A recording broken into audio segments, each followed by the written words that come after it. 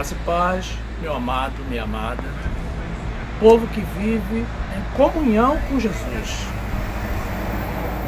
A palavra de Deus diz assim, no livro de Mateus, capítulo 26, versículo 20. E chegada a tarde, assentou-se à mesa com os 12. E comendo eles, disse, em verdade vos digo, que um de vós me há de trair. E eles, entristecendo-se muito, começaram cada um a dizer, porventura sou eu, Senhor? E ele, respondendo, disse, o que põe comigo a mão no prato, esse me há de trair. Em verdade, o Filho do Homem vai, como acerca dele está escrito. Mas ai daquele homem por quem o Filho do Homem é traído. Bom seria para esse homem se não houvera nascido. E respondendo Judas, que o traía, disse, porventura sou eu, Rabi? Ele disse, tu o disseste. E quando comiam, Jesus tomou o pão e, abençoando-o, partiu e o deu aos 12 discípulos. E disse, tomai, comei, isto é o meu corpo. E tomando o cálice, e dando graças, deu-lhe, dizendo, bebei dele todos, porque isto é o meu sangue, o sangue do Novo Testamento, que é derramado por muitos para a remissão dos pecados. E digo-vos que, desde agora, não beberei deste fruto da vide até aquele dia em que o beba de novo convosco no reino de meu Pai. E tendo cantado o hino, saíram para o Monte das Oliveiras. Glórias ao nosso Deus. Meus amados, existem pessoas que veem a Judas como um herói, porque afinal foi através da traição dele que o plano de Jesus se cumpriu. E nós conseguimos a eterna redenção pela fé no nosso Senhor. Mas, na verdade, a história não é bem assim. Deus, que é poderoso e que é o Criador, faz vasos para honra e vasos para desonra. E todos têm uma missão a cumprir. Tanto aqueles que são criados para a honra, quanto os que são criados para a desonra. E Jesus deixou claro a condenação sobre aquele que o trai. Melhor seria nem haver nascido. Jesus, conhecendo o que se havia de suceder, a aproximação da sua condenação, com o derramamento do seu sangue para a remissão dos nossos pecados, comia pão e bebia vinho com seus discípulos. E numa atitude incomum, distribuía o pão aos seus companheiros com a seguinte orientação, comei, isto é o meu corpo. Em seguida, tomou o cálice e, dando graças, orientou que dele bebessem todos, comentando que aquele vinho era o seu sangue, que seria derramado para a remissão dos pecados de muitos. Mas observem, de muitos e não de todos. E nos deixou uma promessa, a nós que somos fiéis a Ele. Tomaremos a ceia com Ele no reino do Pai. Que promessa maravilhosa, meus irmãos. Existem pessoas que creem na transubstanciação, ou seja, que o pão vira carne e o vinho vira sangue. Mas não é o que diz a Bíblia. Jesus usou uma simbologia para representar o seu sacrifício por nós. E nos requereu lembrá-lo sempre que nos reuníssemos, que comêssemos o pão e bebêssemos o vinho. Ou seja, que nunca nos esqueçamos daquilo que ele fez por amor de nós. Na primeira carta do apóstolo Paulo aos Coríntios, capítulo 11, versículo 23, a palavra de Deus diz assim: Porque eu recebi do Senhor o que também vos ensinei, que o Senhor Jesus, no dia em que foi traído, tomou o pão e, tendo dado graças, o partiu e disse: tomai, comei, isto é o meu corpo que é partido por vós. Fazei isto em memória de mim. Semelhantemente, também, depois de cear, tomou o cálice, dizendo: esse cálice é o Novo Testamento no meu sangue. Fazei isto todas as vezes que beberdes em memória de mim.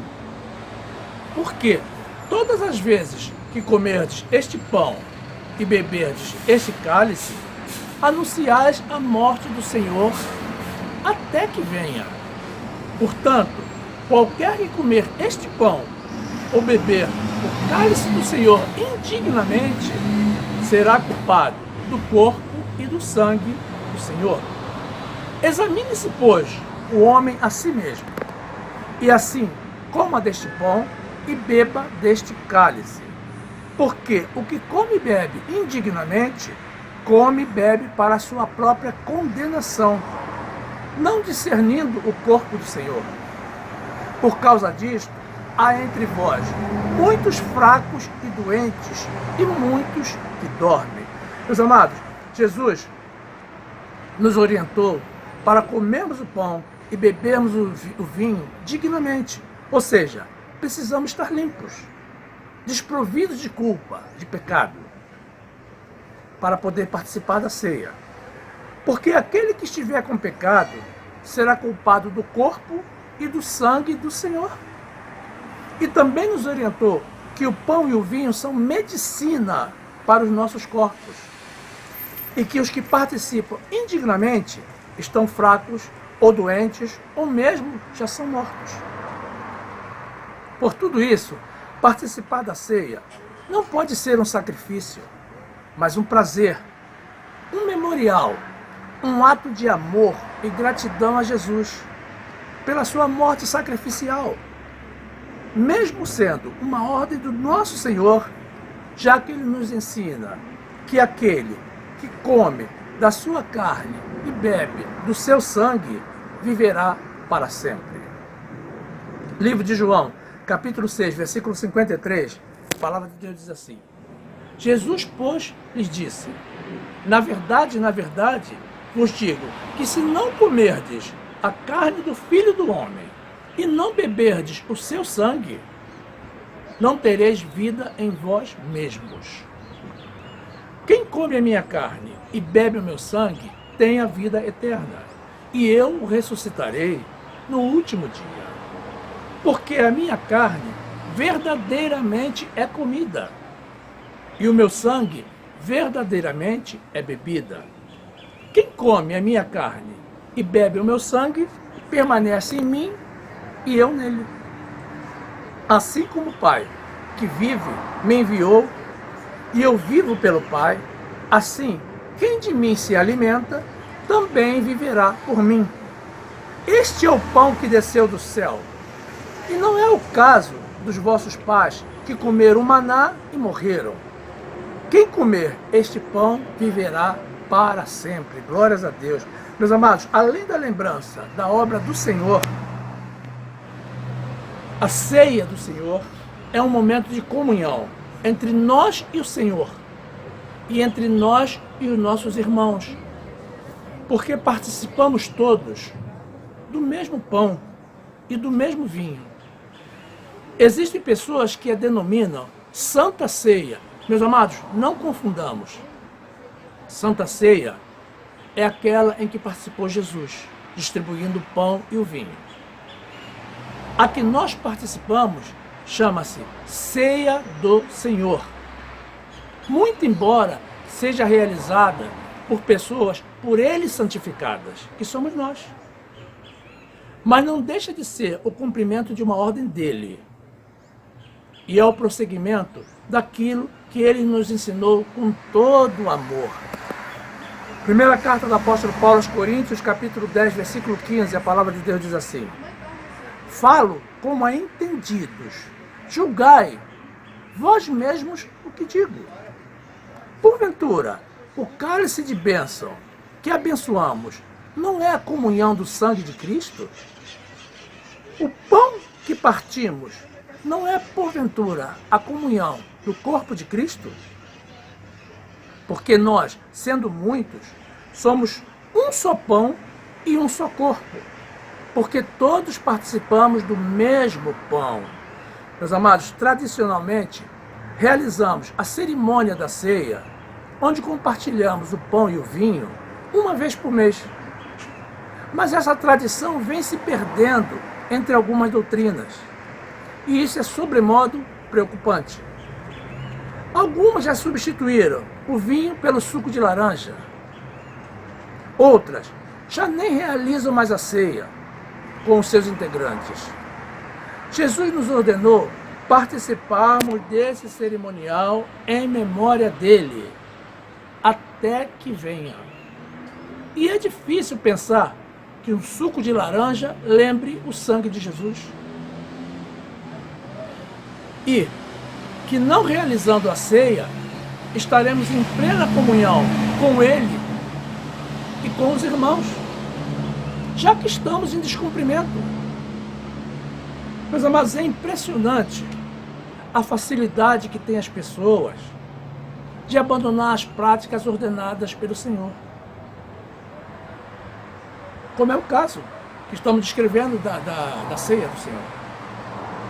E é impressionante também, meus amados, a facilidade que as pessoas têm de manter práticas que já foram condenadas, que já foram eliminadas pelo Senhor, como, por exemplo, batismo nas águas, vigília, jejum, subida aos montes. Está claro no Novo Testamento que o Senhor não recebe mais sacrifício do homem depois do sacrifício de Jesus. E as pessoas continuam fazendo. E aquilo que Deus manda fazer até a volta dele, as pessoas vão abandonando. Ora, se Deus conhece todo o nosso interior, meus amados, esquadrinha as nossas mentes e os nossos corações, Ele sabe exatamente o que está e não está em nós. Então, teoricamente, nem precisaríamos participar da ceia. Nem precisaríamos realizar esse memorial, porque Ele sabe que nós não nos esquecemos dele. Mas Ele não disse que seria para provar alguma coisa a Ele. Certamente o que Ele deseja é que o mundo espiritual, que não consegue acessar o nosso interior, veja também a nossa fidelidade, a nossa recordação e a nossa ligação permanente com aquele que é a razão da nossa esperança, a origem da nossa fé. Primeira carta do apóstolo Pedro, capítulo 3, versículo 12, a palavra de Deus diz assim: porque os olhos do Senhor estão sobre os justos, e os seus ouvidos atentos às suas orações, mas o rosto do Senhor é contra os que fazem o mal. E qual é aquele que vos fará mal, se fordes zeloso do bem? Mas também, se padecerdes por amor da justiça, sois bem-aventurados. E não temais com medo deles, nem vos turbeis. Antes, santificai ao Senhor Deus em vossos corações, e estai sempre preparados para responder com mansidão e temor a qualquer que vos pedir a razão da esperança que há em vós. Tendo uma boa consciência para que, naquilo que falam mal de vós, como de malfeitores, fiquem confundidos os que blasfemam do vosso bom porte em Cristo. Porque melhor é que padeçais fazendo bem, se a vontade de Deus assim quer, do que fazendo mal.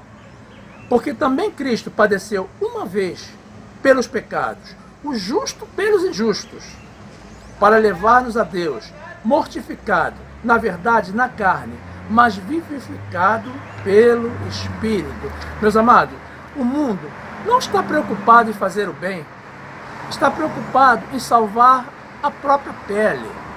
Mas, paradoxalmente, para isso andam justamente nos caminhos da perdição, na contramão de Deus e da salvação. Existem pessoas que não gostam de pensar nisso, meus amados, mas todos nós morreremos um dia. Todos passaremos pelo sofrimento nessa vida. E o apóstolo Pedro nos ensina que, se for a vontade de Deus, é melhor que soframos, ou mesmo morramos, mas sempre fazendo bem.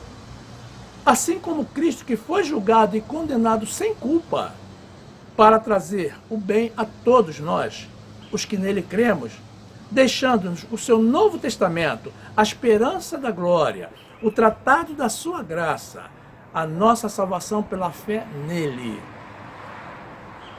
Colossenses, capítulo 1, versículo 24, a palavra de Deus diz assim: regozijo-me agora no que padeço por vós, e na minha carne cumpro o resto das aflições de Cristo pelo seu corpo, que é a igreja, da qual eu estou feito ministro, segundo a dispensação de Deus, que me foi concedida para convosco, para cumprir a palavra de Deus, o mistério que esteve oculto desde os séculos e em todas as gerações, e que agora foi manifesto aos seus santos, aos quais Deus quis fazer conhecer quais são as riquezas da glória deste ministério entre os gentios, que é Cristo em vós, esperança da glória, a quem anunciamos, admoestando a todo homem e ensinando a todo homem em toda a sabedoria, para que apresentemos todo homem perfeito em Jesus Cristo. E para isto também trabalho, combatendo segundo a sua eficácia, que opera em mim poderosamente. Glórias a Deus. Meus amados, eu não tenho dúvida de que o meu nome está escrito no livro da vida, desde antes da fundação do mundo, como um dos herdeiros da vida eterna com Jesus.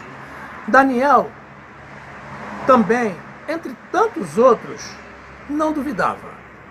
Deus afirma que os que forem sábios resplandecerão, e os que ensinam a justiça brilharão como as estrelas eternamente. Que promessa tremenda! Que alegria ser tão grandemente honrado pelo nosso Senhor. Livro de Daniel, capítulo 12, versículo 1, a palavra de Deus diz assim: e naquele tempo se levantará Miguel, o grande príncipe, que se levanta a favor dos filhos do teu povo, e haverá um tempo de angústia, qual nunca houve, desde que houve nação até aquele tempo. Mas, naquele tempo, livrar-se-á o teu povo, todo aquele que for achado escrito no livro. E muitos dos que dormem no pó da terra ressuscitarão, uns para a vida eterna e outros para a vergonha e desprezo eterno. Os que forem sábios, pois, resplandecerão como o fulgor do firmamento, e os que há muito ensinam a justiça, como as estrelas, sempre e eternamente. E tu, Daniel, encerra estas palavras e sela este livro até o fim do tempo. Muitos correrão de uma parte para outra, e o conhecimento se multiplicará. Tu, porém, vai até o fim, porque descansarás e te levantarás na tua herança no fim dos dias. Glórias a Deus. Meus amados, essa promessa não foi feita em segredo aos ouvidos de Daniel. Portanto, ela é aberta e extensiva a todos nós que nos empenhamos em cumprir as ordens de Jesus, divulgar a palavra de Deus, multiplicar o conhecimento do mundo sobre ele. Eu recebo essa promessa e estou certo de que me levantarei na minha herança no fim dos dias.